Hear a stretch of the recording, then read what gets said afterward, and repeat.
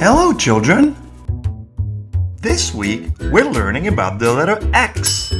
Can you think of words that start with the letter X? Good! You're right! Xylophone is a good one.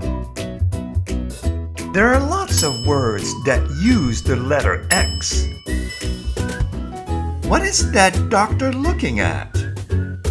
That's right. It's called an X-ray. Our color of the week is alabaster. What things do you know are the color alabaster?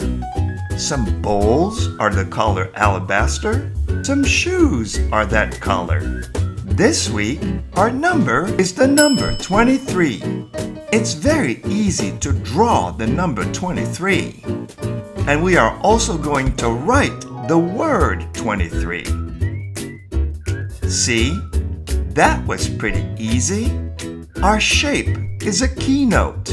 Notes create melodies on a scale and what you hear from instruments. Our sight words are many, with, but, and her.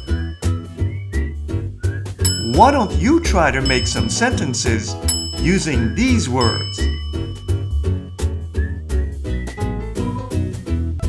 Have fun and have a great week.